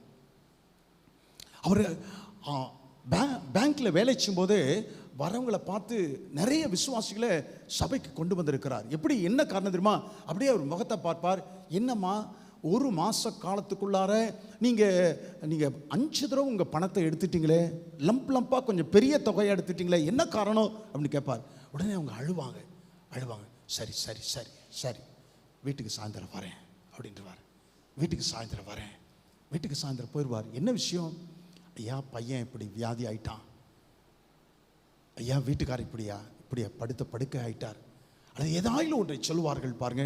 உடனே கவலையப்படாதீங்க, வாங்க என்னோட கூட ஒரு இடத்துக்கு வாங்க, உங்களுக்கு ஜெபம் பண்ணுவாங்க, எல்லாம் சரியாயிரும். கர்த்தர் சுகம் தருவார். அந்த விசுவாசிகள், அந்த மக்கள் விசுவாசிகளாக நல்ல சாட்சிகளாக நின்றார்கள். ஆமென் சொல்லுவீங்களா? ஆமாம். குத்தாலத்தம்மான்னு ஒரு அம்மாலாம் டெரிபிள். கர்த்தர் ஸ்தோத்திரம். அவங்க அப்படிதான் பணம் அடிக்கடி எடுத்தாங்க. கேட்டதுக்கு மகனுக்கு புத்தி இல்லாமல் கொஞ்சம் மாதிரி பிசாசு கோளாறு ஏற்பட்டுச்சுன்னு சொன்னாங்க. அவங்க உடனே சபைக்கு கூட்டிட்டு வந்தார். அந்த அம்மா ஆண்டவரை ஏற்றுக்கொண்டாங்க. அவங்க வைராக்கியமுள்ள ஒரு இனம். பக்கத்திலேயே ஒரு கோயில், பத்திரகாளி அம்மன் கோயில் இருந்துச்சு. அவங்க தான் சாமி ஆடுவாங்க. அவங்க அந்த வருஷம் எல்லாரும் அவங்க வீட்டுக்கு முன்னாடி மேலே அடித்து சாமி அடிக்கும்போது எல்லாம் சொல்லிட்டாங்க, வீட்டுக்குள்ளார போக முடியாதபடிக்கு அப்படியே அக்கினி எரியுது, நெருப்பு எரியுது. நான் உள்ளார போக மாட்டேன், நீ வெளியே வா குத்தாலத்தம்மா, வெளியே வா. எல்லாரும் கதை. அவங்க வரவே இல்லை. யாரும் ஒருத்தர் உள்ளார போகவே முடியல. கர்த்தர் ஸ்தோத்திரம். கண்கூடா ஜனங்கள்லாம் பார்க்கத்தக்கதான். ஒரு சாதாரண எழுத படிக்க சரியாக தெரியாத ஒரு தாய். கர்த்தர் ஸ்தோத்திரம். அவர்கள் ஆண்டவரை ஏற்றுக்கொண்ட பொழுது கர்த்தர் அவர்களை எல்லாருக்கும் மத்தியில் மேன்மைப்படுத்தினார். எல்லாருக்கும் மத்தியில் மேன்மைப்படுத்தினார். தேவனுக்கு மகிமையுண்டாகட்டும். அவர்கள் கர்த்தர் ஸ்தோத்திரம் தேவனுக்கு மகிமையுண்டாகட்டும். சிபிலிபுத்தூரிலே தேவனுக்காய் எழுப்பப்பட்ட கட்டப்பட்ட ஒரு நினைவு பீடமாக இருந்தார்கள். ஆமென் சொல்லுவோமா? ஆமா. அந்த அம்மா ஜோசியக்கார், அங்க உள்ள பெரிய ஜோசியக்கார்ட்ட கூட்டு போனாங்க. ஜோசியக்கார்ட்ட இந்த அம்மா இப்படி எல்லாம் உள்ளர நுழைய விடாதபடிக்கு இப்படி என்ன விஷயம் ஜோசியக்கார் கேட்க, ஜோசியக்கார் காரியங்கள் சொல்ல, எங்கள் கடவுளோட உங்கள் கடவுள் ஸ்ரீவில்லிபுத்தூர் தெய்வத்தை விட உங்கள் தெய்வம் பெரிய தெய்வமா பார்த்தலாம், அவங்க பாஸ்டர் வர சொல்லுன்னு போனேன். கர்த்தர் ஸ்தோத்திரம். அவர் அந்த அந்த அந்த அந்த மனுஷன் என்னை பார்த்து சொன்னார், பாஸ்டர், அதுக்கு முன்னாடியே நான் போயிட்டேன். பாஸ்டர், என் மனைவி பாருங்க, நான் இல்லை, என் மனைவியோட பவரை பாருங்க, இங்கே வான்னு கூப்பிட்டார். ஐயா உன்னை நினச்சிக்கிட்டு இருக்கிறார், என்ன சொல்லு பார்ப்போம், மனசில் என்ன நினச்சிக்கிட்டு இருக்கிறான்னு சொல்லு பார்ப்போம் அப்படின்னாரு. அந்த அம்மா அப்படியே அந்த கோபுரத்தை பார்த்துட்டு ஒரு கையெடுத்துட்டு, ஐயா 9 நினைக்கிறாருன்னாங்க. 9, அதில் 1983 எழுதிருந்துச்சு. 83 எழுதிருந்துச்சு. அந்த 9 அழகாக இருந்துச்சு. டேபிளில் இருக்கிற ஒரு கேலண்டர் 9 அழகாக இருந்துச்சு. இது மாதிரி நம்ம போடணும்னு மனசில் அவங்க வீட்டில் உட்காந்துட்டு யோசிக்கிட்டு இருக்க. அந்த அம்மா கோபுரத்தை பார்த்து கையெடுத்துட்டு ஐயா 9 நினச்சிக்கிட்டு இருக்கிறாள். இன்னும் சொல்லட்டுமா, உங்களை பற்றி எல்லாம் நான் சொல்லிடுவேன். என் மனைவிக்கே அவ்வளோ வல்லமைனா எனக்கு எவ்வளோ வல்லமை தெரியுமா உங்களுக்கு அப்படின்னாரு. அவர் சொன்னார், மனைவிக்கு கர்ப்பிணியார், நிறைமாத கர்ப்பிணியாக இருக்கிறா, ஆம்பளை பிள்ளை பிறக்க போகுது அப்படின்னாரு. ஆம்பளை பிள்ளை பிறக்க போகுது. எனக்கும் என் மச்சினனுக்கும் பல வருஷமாக சண்டை, 2 பேரும் இதாகலை. ஆகவே இந்த ஆம்பளை பிள்ளை பிறக்க போகிறது நிமித்தமாக நானும் என் மச்சினனும் சேக்காளியாக ஆயிடுவோம், எல்லாம் ஒன்று சேர்ந்துருவோம் அப்படின்னு சொன்னார். நான் சொன்னேன், இப்போ இவ்வளோ நேரம் நீங்கள் பேசிக்கிட்டு இருந்தீங்களே, இப்போ நான் சொல்கிறேன் பாருங்கள், என்னுடைய ஆண்டவர் எவ்வளோ பெரிய வல்லவர்னா, நீ ஆம்பளை பிள்ளைன்னா நான் பொம்பளை பிள்ளைன்னுவேன், நீ பொம்பளை பிள்ளைன்னா ஆம்பளை பிள்ளைன்னுவேன். சொல்லுங்கள், உங்களுக்கு என்ன பிள்ளை பிறக்க போகுதுன்னு சொல்கிறீங்க? நான் ஆம்பளை பிள்ளைன்னு. நான் சொல்கிறேன் பொம்பளை பிள்ளைன்றேன். கிடையவே கிடையாதுன்னார். நான் சொன்னேன், கிடையவே கிடையாது, பொம்பளை பிள்ளை தான். ஆம்பளை பிள்ளை பிறந்தா என்ன, நான் வந்துடுறேன் உங்ககிட்ட. என்ன பொம்பளை பிள்ளை பிறந்தா நீங்கள் வந்துடணும், சரிதானா? ஞானஸ்தானம் எடுத்துடணுன்னு. பிறந்தது பொம்பளை பிள்ளை. ஞானஸ்தானம் கொடுக்க முடியல, ஏன்னா 2 பொண்டாட்டி அவருக்கு. இன்னைக்கு அவர் பிள்ளைகள் அந்த பிறந்துச்சுல, அந்த பிள்ளைங்க நல்ல விசுவாசியா இருக்கிறார்கள். ஆமென் சொல்வீங்களா? எவ்வளவு பெரிய நினைவு பீடம் பாருங்கள், நினைவு பீடம். கர்த்தர் ஸ்தோத்திரம். இன்றைக்கும் அந்த பிள்ளைகளை பார்த்து சொல்லுகிறாங்க, என்ன தெரியுமா, பாஸ்டர் சுகுமான்னு ஒருத்தர் இருந்தார், அவர் எங்கள் அப்பா கிட்ட வந்து சவால் விட்டதில் அது மூலமாக வந்து இயேசு தான் பெரியவன் எங்கள் அப்பா ஏற்றுக்கொண்டார், நம்பினார். நாங்கள் அதை தொடர்ந்து இன்றைக்கி விசுவாசியாக இருக்கிறோம். அந்த பிள்ளைகளை பார்ப்பதற்கு நான் ரொம்ப ட்ரை பண்ணேன், முடியல. நினைவு பீடம் போகிற இடங்கள் எல்லாம் கர்த்தர் எந்த இடத்திலே உங்களை வைத்திருந்தாலும் அந்த இடத்திலே கர்த்தருக்கு ஒரு நினைவு பீடம். ஆமென் சொல்வீங்களா? ஆமென் சொல்வீங்களா? அவன் கர்த்தர் உங்களை ஆசீர்வதிக்கணுமா? ஆமென். கர்த்தர் ஸ்தோத்திரம். உங்களுடைய எல்லா தெய்வங்களின் நினைவு பீடங்களுக்கு மத்தியிலே ஆமென் சொல்வீங்களா? ஆமாம். அவன் அங்கே மாலை போடுறவன், இவன் இங்கே வேட்டி கட்டுறவன், அவன் அங்கே காவடி எடுக்கிறவன், அவன் அந்த கோயிலுக்கு போகிறவன், அவன் அந்த தெய்வத்துக்கு, இவன் இந்த தெய்வத்துக்கு. இந்த தெய்வங்கள் எல்லாவற்றுக்கும் மத்தியிலே இவன் கர்த்தருக்கென்று கட்டப்பட்ட நினைவு பீடம். ஆமென் சொல்லுவீங்களா? எல்லா நினைவு பீடங்களுக்கு, பலிபீடங்களுக்கு மத்தியிலே ஆபிரகாம் இந்த பலிபீடத்தை காண்பித்து சொன்னான், இது கர்த்தருக்கென்று கட்டப்பட்ட நினைவு பீடம். ஆமென் சொல்லுவீங்களா? கர்த்தருக்கென்று கட்டப்பட்ட நினைவு பீடம். ஆமென் சொல்லுவீங்களா? ஆபிரகாம் புறப்பட்டு போனான். Abraham departed, Abraham built and Abraham worship. அவன் புறப்பட்டு போனான், அவன் பலிபீடம் கட்டினான், மூன்றாவதாக அவன் தொழுது கொண்டான். ஆமென் சொல்வீங்களா? ஆமா. கர்த்தர் ஸ்தோத்திரம். கவனிங்க, நான் இப்பதான் சொன்னேன், அங்க ஒரு பலிபீடம் இருக்கிறது, கானானியருடைய பலிபீடம், இங்கே ஒரு பலிபீடம் இருக்கிறது, அங்கே ஒரு பலிபீடம் இருக்கிறது. அந்த பலிபீடங்களுக்கு நடுவே ஆபிரகாம் ஒரு பலிபீடத்தை கட்டினான், ஒரு பலிபீடத்தை கட்டினான். அப்படியானால் அந்த பலிபீடத்துக்கும் இந்த பலிபீடத்துக்கும் என்ன வித்தியாசம்? அந்த பலிபீடமும் இதை போலத்தான் இருக்குது, இந்த பலிபீடமும் இதை போலத்தான் இருக்கிறது. அப்போ கானானியர்கள் கட்டின பலிபீடத்திற்கும் ஆபிரகாம் கட்டின பலிபீடத்திற்கும் என்ன வித்தியாசம் தெரியுமா? என்ன வித்தியாசம் தெரியுமா? இந்த பலிபீடத்திற்கு முன்பதாக வந்து பலியிட்டது மாத்திரமல்ல, ஆராதிக்க செய்தார். ஆமென் சொல்லுவீங்களா? அவன் ஆராதித்தான். சொல்லுங்கள், அவன் ஆராதித்தான். அல்லேலூயா. ஃபர்ஸ்ட் டைம் அவருடைய வாழ்க்கையில கர்த்தரை ஆராதிக்கிற காரியம், பலிபீடம் கட்டி கர்த்தரை ஆராதித்தான். கவனிங்க, கர்த்தர் தரிசனமாகி அவனுக்கு வாக்குத்தத்தம் கொடுத்தாரே ஒழிய தன்னை பற்றி ஒன்றுமே சொல்லவில்லை, தன்னுடைய பெயரையும் சொல்லவில்லை. எதை வைத்து ஆராதித்திருப்பான்னு நினைக்கிறீர்கள்? எதை வைத்து ஆராதித்திருப்பான் என்று நினைத்திருக்கிறீர்கள்? எதை சொல்லி கர்த்தரை ஆராதிக்க முடியும் என்று நினைக்கிறீர்கள்? வாய் திறந்து ஆராதித்தான். அதுதான் மற்ற பலிபீடங்களுக்கும் இதுக்கும் நடுவே உள்ள வித்தியாசம். ஆமென் சொல்லுவீங்களா? திரும்ப சொல்லுகிறேன், சில காரியத்தை வெளிப்படையாக சொல்ல முடியல. கர்த்தர் ஸ்தோத்திரம். தேவனுடைய பலிபீடத்துக்கும் மற்ற பலிபீடத்துக்கும் உள்ள வித்தியாசம் என்ன தெரியுமா? இந்த பலிபீடம் ஆராதிக்கிற பலிபீடம், இந்த நினைவு பீடம் ஆராதிக்கிற நினைவு பீடம். ஆமென் சொல்லுவீங்களா? ஆமா. மற்ற ஜனத்தின் ஜாதியினுடைய நினைவு படங்கள் எல்லாம் அங்கே ஆராதனையை பார்க்க முடியாது. ஆமென் சொல்லுவீங்களா? ஆமா. அப்போ உங்ககிட்ட ஆராதனை இல்லைன்னா அந்த கானானுடைய பலிபீடமும் ஒண்ணுதான், நீங்களும் ஒண்ணுதான். சொல்ல புரியுதா? அந்த பலிபீடமும் ஒண்ணுதான், நீங்களும் ஒண்ணுதான். இந்த பலிபீடத்துக்கு ஆபிரகாம் கட்டினதான பலிபீடத்திற்கு ஒரு வித்தியாசம் உண்டு. ஆனால் என்ன வித்தியாசம்னா, அவன் தொழுது கொள்ளுகிறவனாய் ஆராதிக்கிறவனாக. ஆமென் சொல்லுவீங்களா? ஆமா. எப்படி தொழுது கொள்ளுன்னு தெரியாது.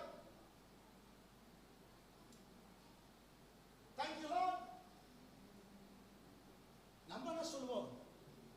சேனைகளின் கர்த்தர் பரிசுத்தர், சேனைகளின் கர்த்தர் பரிசுத்தர், சேனைகளின் கர்த்தர் பரிசுத்தர், பரிசுத்தர் பரிசுத்தரே, ஓ பரிசுத்தர் பரிசுத்தரே. அன்னைக்கு ஏனா நடத்தல ஆராதனை, யோசுவா வாசிக்கல, கனி பேட் அடிக்கல, பாட்டு புஸ்தகம் கிடையாது, சபை கிடையாது, ஏற்கனவே ஆராதிச்சதை பார்த்தது கிடையாது. முதல் முறையாய் அவன் ஆராதிக்கிறான். என்ன ஆராதிச்சிருப்பான்?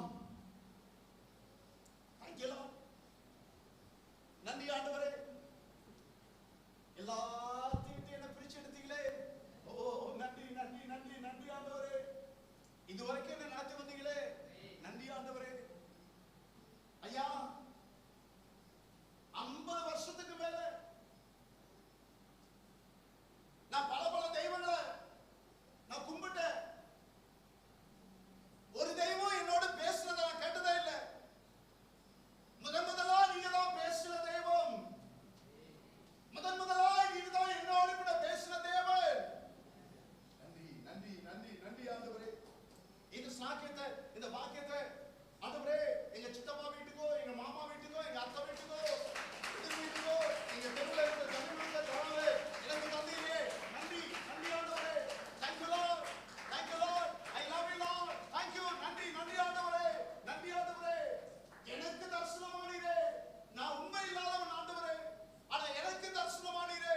நீ உண்மை இல்லவர். நீ மாறாதவர். ஆமென் சொல்வீங்களா?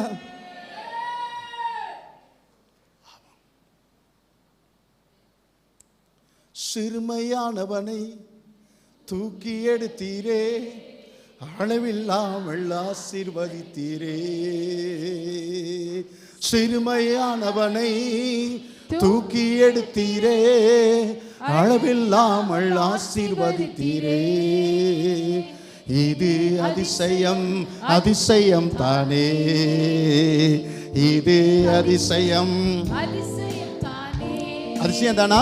அதிசயம் தானா? அப்பனா உங்க சத்தம் எவ்வளவு தெரியுமா பெருசா இருக்கணும். குனிந்து தூக்கி நீரே, பெரியவனாக்கி நீரே, உமது காருண்யத்தால் பெரியவனாக்கி நீரே. குனிந்து தூக்கி நீரே, பெரிய சொல்லுங்க சொல்லுங்க சொல்லுங்க. உமது காருண்யத்தால்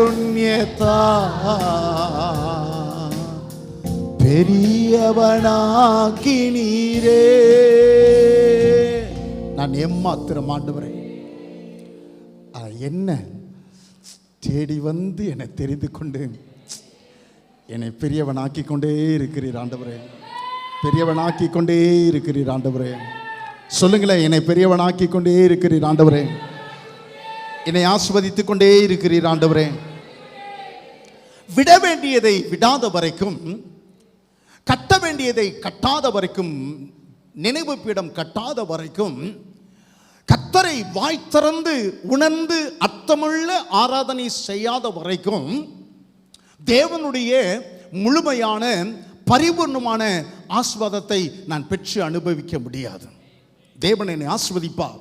ஆனால் அவர் சொன்னபடியெல்லாம் என் வாழ்க்கையில் நடக்கணும்னு சொன்னால் நான் விட வேண்டியதை விடணும். ஆமென் சொல்லுவீங்களா? ஆமாம், பலிபீடம் கட்டிக்கொண்டே இருக்க வேண்டும். ஆமென் சொல்லுவீங்களா? வேலை செய்கிற இடத்துல சில சகோதரிகளுக்காய் கர்த்தரை ஸ்தோத்திரிக்கிறேன். அழைத்து வந்திருக்கிறார்கள்.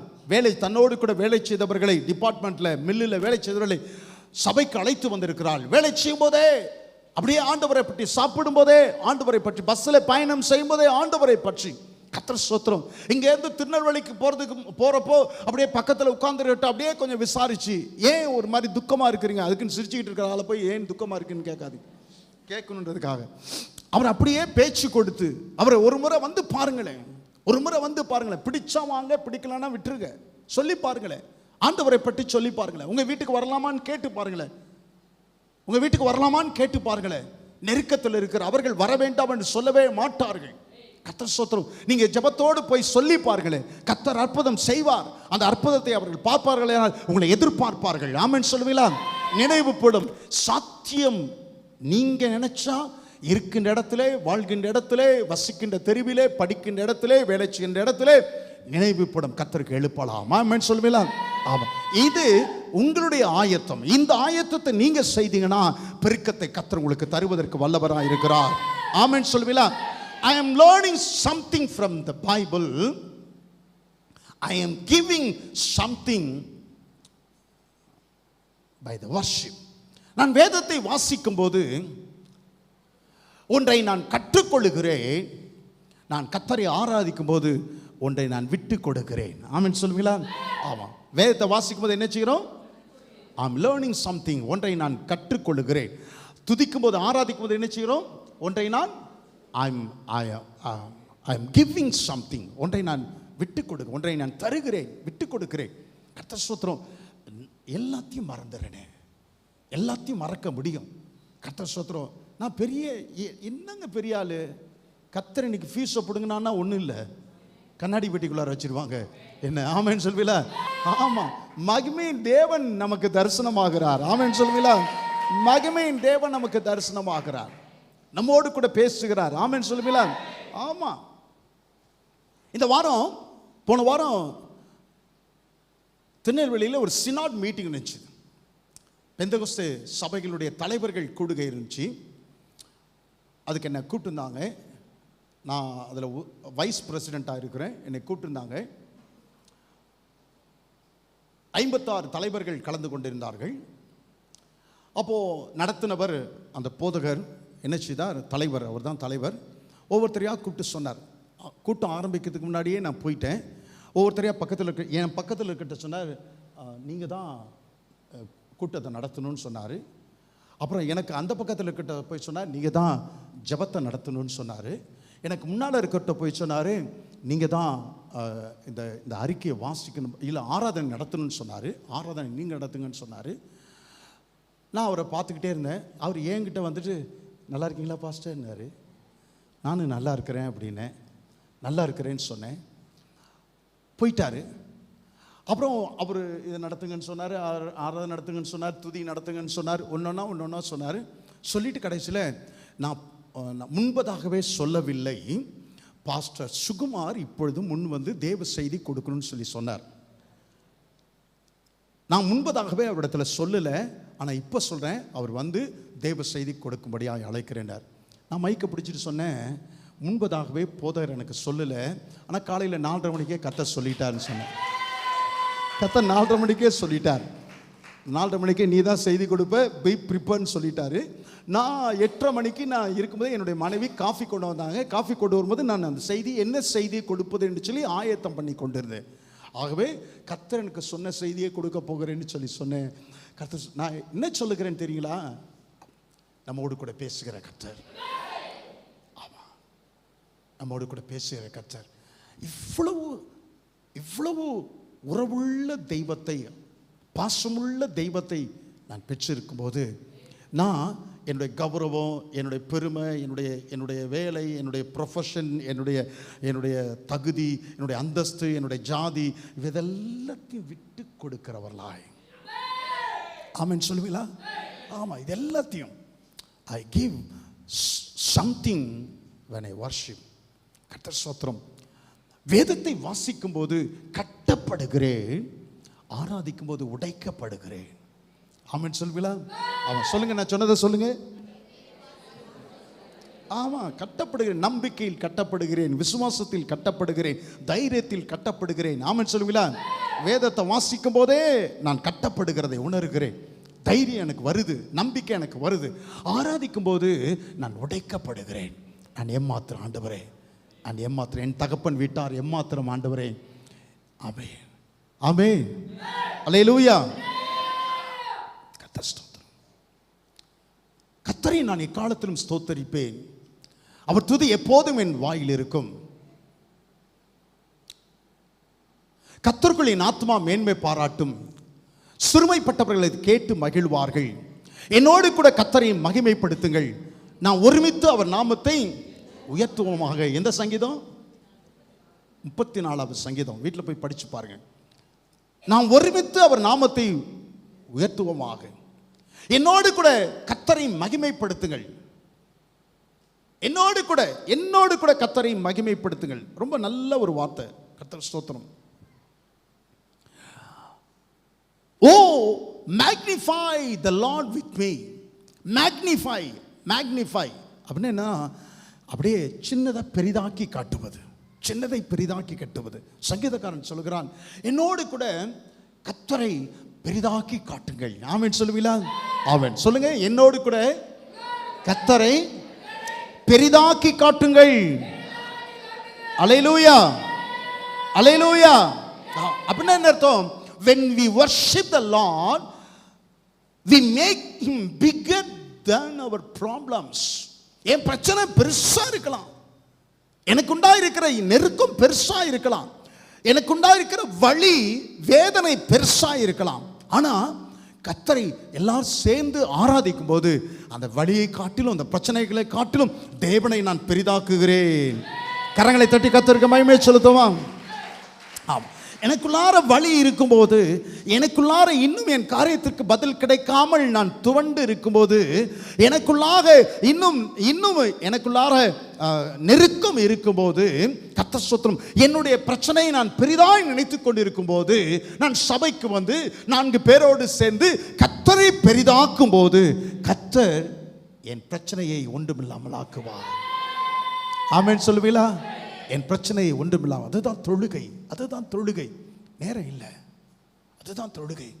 என்னுடைய பிள்ளைகள் உங்களை பார்த்து பரிசுத்த ஆவியானவர் நாளிலே பேச விரும்புகிறார். ரட்சிக்கப்படாத தேவனை அறியாத மக்களை பாருங்கள். போன மாசம் ரிலீஸ் ஆன சினிமா பாட்டு அத்துப்படி, அவங்க பிள்ளைங்களுக்கு அத்துப்படி. வாய் திறந்தா பாட்டு சரளமாய் சினிமா பாட்டு வருது. இங்க இருக்கிற விசுவாசிகள் ஒவ்வொருவரும் அழைத்து ஒரு முழு பாட்டு, ஏதாயும் ஒரு பாட்டு, முழு பாட்டு பாடுங்கன்னு சொன்னா யாராயிலும் ஒருவர், எத்தனை பேர் உங்களில் பாட முடியும்? எத்தனை பேர் பாடுவதை பார்க்கிறீர்கள்? பாடுவதை பார்ப்பது ஆராதனை அல்ல.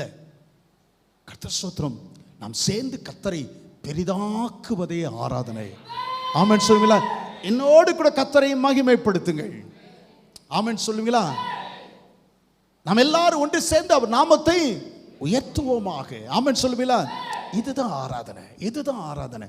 கர்த்தர் ஸ்தோத்திரம். எத்தனை காலங்கள் இன்னும் பாட்டு தெரியாது என்று சொல்லுவீர்கள். அவன் ஒரு நாளும் சொல்ல மாட்டான், பாட்டு தெரியலன்னு சொல்லவே மாட்டான்.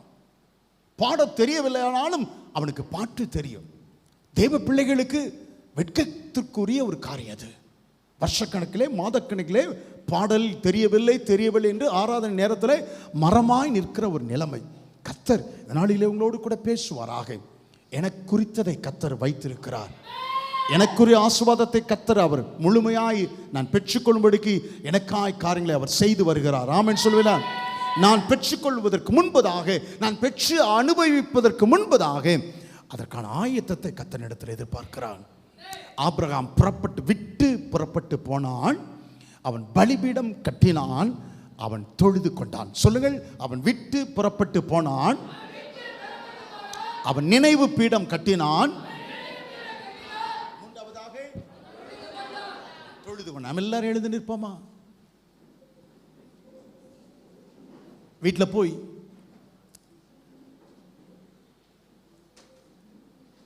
எதை விடணும்னு சொல்லி ஆண்டவருடைய சமூகத்தில் உட்கார்ந்து இருந்தாலே, மகனே மகளே, நீ இதை விட்டு நீ புறப்பட்டு வர வேண்டும், பிரயாணத்தை நீ தொடர வேண்டும் என்று சொல்லி கர்த்தர் உங்களிடத்தில் சொல்லுவார். விட வேண்டியதை விடாதபடிக்கு பெற்றுக்கொள்ள வேண்டியதை பெற்றுக்கொள்ள சாத்தியம் அல்ல சகோதரா. நீங்க நினைப்பதற்கு மேலாக, நீங்க வேண்டிக் கொள்வதற்கும் அதிகமாக ஏராளத்தை கர்த்தர் வைத்திருக்கிறார். உங்களுக்குரியதை வேறு ஒருவனும் பெற்றுக்கொள்ள முடியாது. உங்களுக்குரியதை உங்களுடைய நாட்களிலே நீங்கள் பெற்றுக்கொள்ள வேண்டும் என்று கர்த்தர் விரும்புகிறார். அதற்காய் நீங்கள் சில ஆயத்தத்தை செய்ய வேண்டும் என்று கர்த்தர் எதிர்பார்க்கிறார். ஆயத்தம் உங்களுடையதானால் பெருக்கம் கர்த்தருடையது. ஆயத்தத்தை நீங்கள் செய்வீர்களானால் பெருக்கத்தை கர்த்தர் தருவார். உங்களோடு கூட கர்த்தர் பேசி இருக்கிறாரா? வீட்டில் போய் நான் கொஞ்ச நேரம் ஆகிலும் ஆண்டவருடைய சமூகத்திலே தனித்திருந்து விட வேண்டியதை ஆண்டவருடைய சமூகத்திலே இந்த நாளிலே தீர்மானிப்பேன் சொல்லுகிறவர்களுடைய கையை உயர்த்துங்களேன். வெட்கப்படாம பேருக்காக உயர்த்த வேண்டாம், உண்மையாக நான் செய்வேன் சொல்லுகிறவர்கள் மாத்திரம் நீங்கள் உயர்த்துவீர்கள். ஆனால் நல்லது. தேங்க்யூ. கரங்களை போடும்படியாய் சொல்லப்பட்ட அத்தனை ஆசீர்வாதங்களையும் ஆபிரகாம் பெற்றுக்கொண்டார். இன்றைக்கு உங்களுக்கும் ஆபிரகாமின் சந்ததியாக இயேசு கிறிஸ்துவின் மேல் விசுவாசம் வைத்தபடினால் ஆபிரகாமின் சந்ததியாராக மாற்றப்பட்டிருக்கிற உங்களுக்கும் அப்படியே சொல்லப்பட்ட ஆசீர்வாதங்கள் எல்லாவற்றையும் நீங்கள் பெற்றுக்கொள்ளத்தான் போகிறீர்கள், அனுபவிக்கத்தான் போகிறீர்கள். ஜாதிகளுக்கு முன்பதாய் கர்த்தர் உங்கள் பேரை பெருமைப்படுத்த போகிறார். உங்களை பெரிய ஜாதியாக்க போகிறார். உங்களை ஆசீர்வதித்து உங்களை ஆசீர்வாதமாய் கர்த்தர் நிறுத்த போகிறார்.